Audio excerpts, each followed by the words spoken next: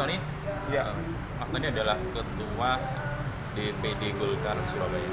Mas Tony, PDI sudah menentukan calonnya. Rekom sudah jatuh ke tangan Eri Cahyadi dan Armuji. Bagaimana Golkar mereaksi Rekom?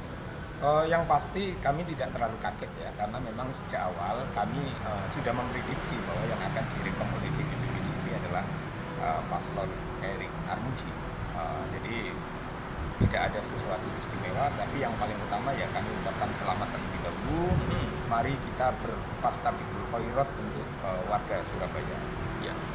Namun karena Pak Eri Cahyadi baru saja mundur sebagai kepala Bapeko, maka pemilu kada kali ini ada 3 tantangan terbesar. Kalau kita mau berjalan secara fair, artinya apa? Yang pasti potensi ketidaknetralan ASN itu meningkat.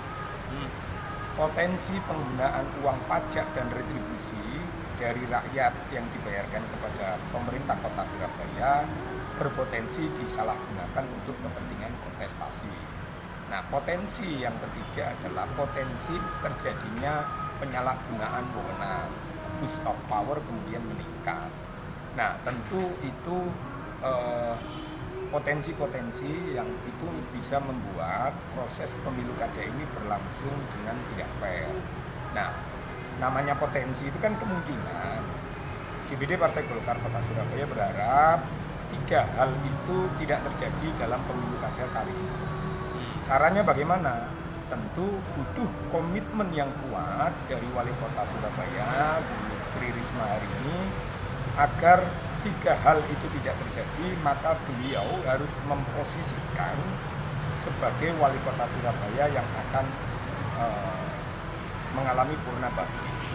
Nah, kami berharap Bu Risma lebih berpikir strategis untuk meninggalkan legasi apa untuk masyarakat Surabaya daripada beliau waktu 6 bulan tersisa habis untuk kepentingan kontestasi yang itu bisa membuat prestasi beliau selama 9 tahun terakhir itu menjadi sedikit ternodai.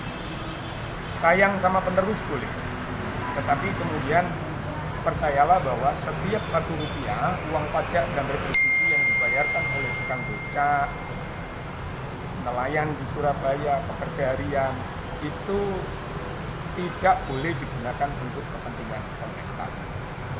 Tentu rakyat tidak akan ikhlas kalau itu sampai terjadi. Baik.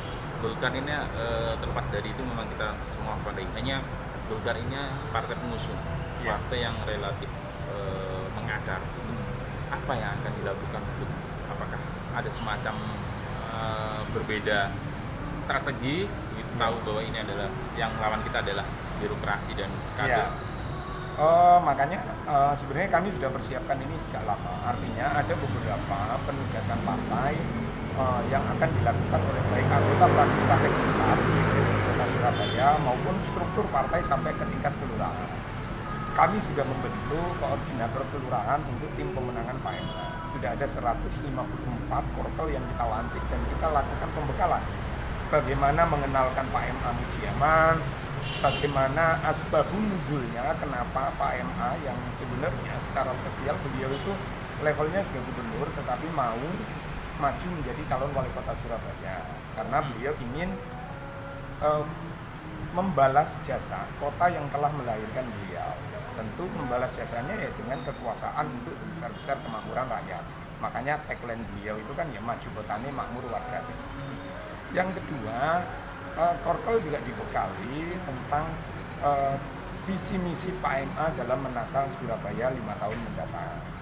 Nah, inilah yang kemudian menganut landasan filosofis Partai Golkar dalam rangka memilih mencari calon pemilih adalah sekasur, sesumur, sedapur. Artinya relawan dan kader Partai Golkar akan door to door ke rumah-rumah di sebelah kanan kirinya untuk mengenalkan bagaimana sosok Pak Mahfud Arifin dan Pak Mujiaman. Nah, kami yakin dengan konsep itu maka insya Allah sepanjang pemilu kada ini berlangsung secara fair, tidak ada ASN yang tidak netral, tidak ada uang APBD yang digunakan untuk kontestasi, kami optimis kami akan membuat sejarah, mengantarkan Pak MA dan mengalahkan PDIP yang sudah 20 tahun berkuasa di Kota Surabaya.